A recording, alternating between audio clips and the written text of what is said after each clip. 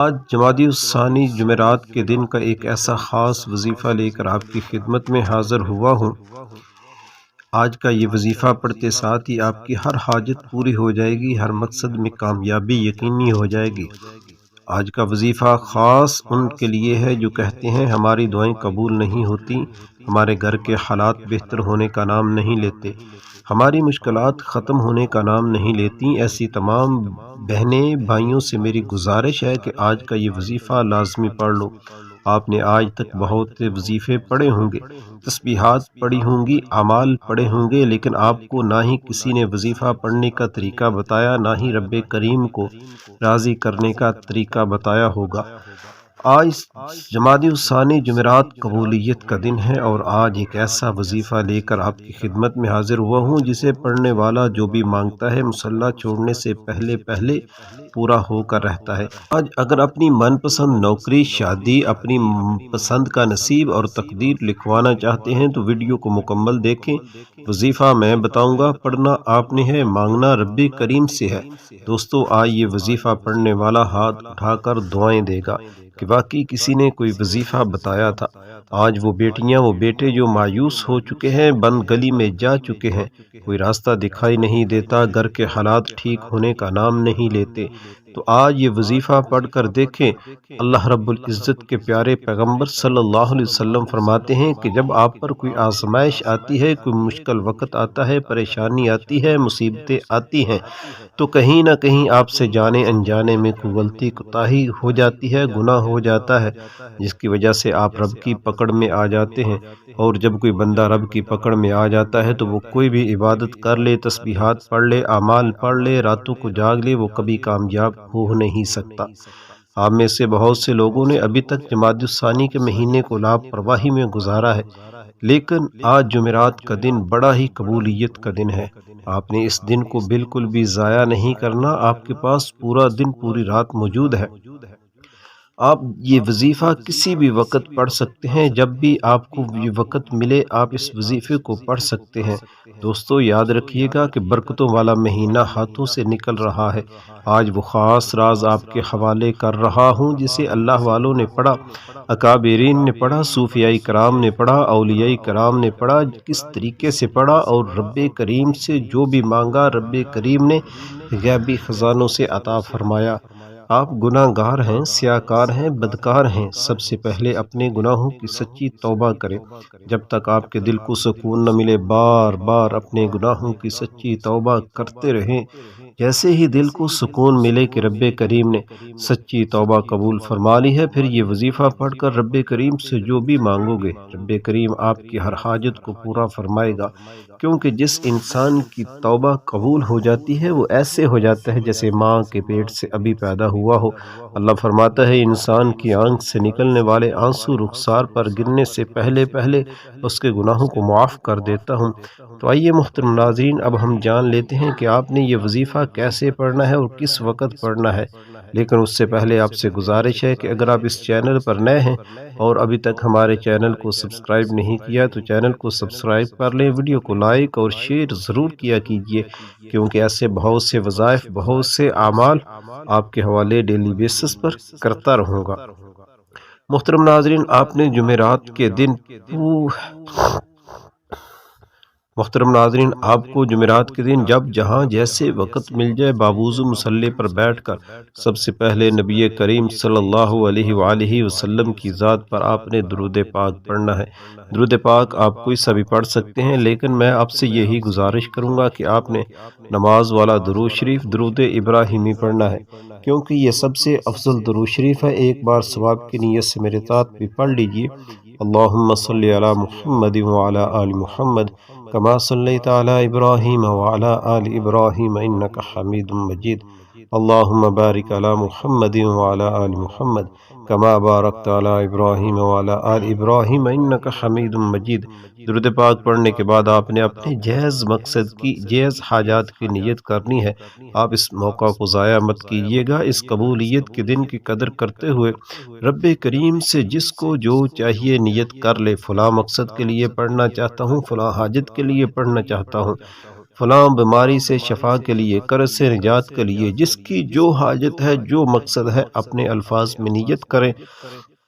آپ بے گھر ہیں، کرائے کے مکان میں رہتے ہیں، نیا گھر بھی مانگ لو تو انشاءاللہ ملے گا۔ آپ بے اولاد ہیں، اولاد نہیں ہو، اللہ سے اولاد مانگ لو، انشاءاللہ اللہ رب العزت کی ذات آپ کو نیک صالح اولاد عطا فرمائیں گے۔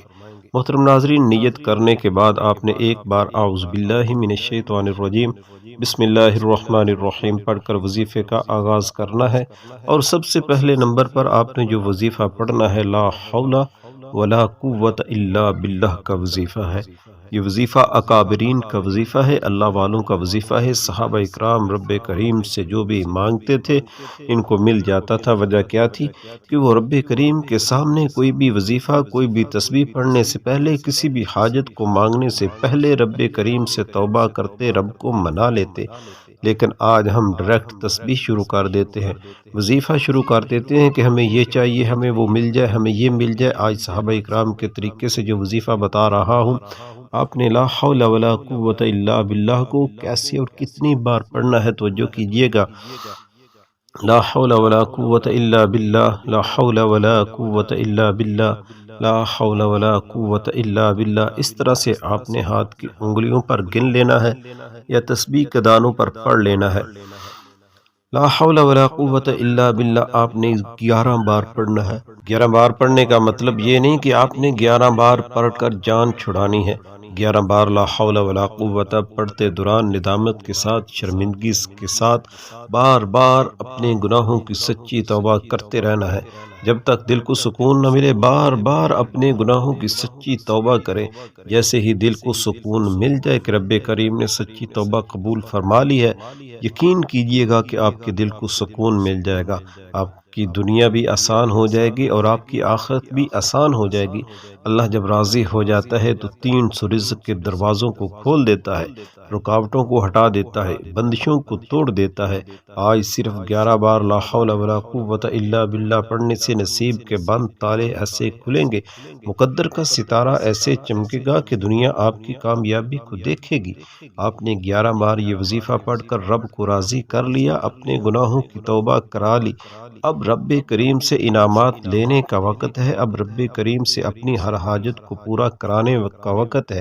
آپ نے دوسرے نمبر پر ایک قرآنی لفظ یا رحمان کو پڑھنا ہے۔ یہ رب کریم کا نام بھی ہے، رب کی صفت بھی ہے، اور جب کوئی بندہ رب کو رب کے نام یا رحمان سے پکارتا ہے اور ضد کر کے مانگتا ہے، اللہ کریم اپنے نام کے طفیل اتنا نوازتا ہے کہ بندے کو سمجھ نہیں آتی یہ رزق، یہ دولت، یہ شہرت کہاں سے آ رہی ہے۔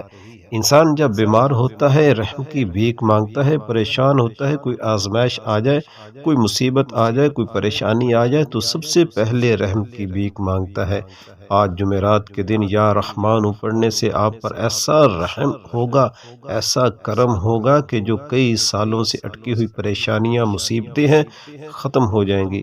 آپ جس طرف قدم بڑھائیں گے، کامیابی آپ کا مقدر ہو جائے گی۔ آپ جس چیز میں ہاتھ ڈالیں گے وہ سونا ہو جائے گی۔ اللہ کریم بڑا رحمان ہے، بڑا کریم ہے۔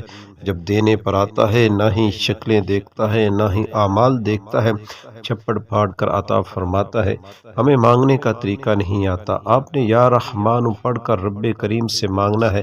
اللہ فرماتا ہے جب کوئی بندہ رب کو رب کے ناموں سے پکارتا ہے تو رب اس بندے کو اپنے ناموں کے طفیل اتنا نوازتا ہے کہ اس بندے کو خود بھی سمجھ نہیں آتی کہ اس کے ساتھ کیا ہو رہا ہے۔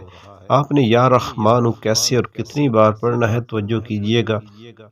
یا رحمان، یا رحمان، یا رحمان، اس طرح سے آپ نے یا رحمان کو اپنے ہاتھ کی انگلیوں پر گن لینا ہے یا تسبیح کے دانوں پر آپ نے پڑھ لینا ہے۔ صرف اور صرف آپ نے 11 بار پڑھنا ہے، اور 11 بار پڑھنے کے بعد آپ نے لا حول ولا قوت الا باللہ 11 بار پڑھا، اور یا رحمان 11 بار پڑھنے کے بعد میرے رب نے چاہا تو دنیا کی ہر حاجت پوری ہوگی۔ آپ کی تمام تنگ دستیاں، تمام پریشانیاں، تمام بیماریاں ہمیشہ ہمیشہ کے لیے ختم ہو جائیں گی۔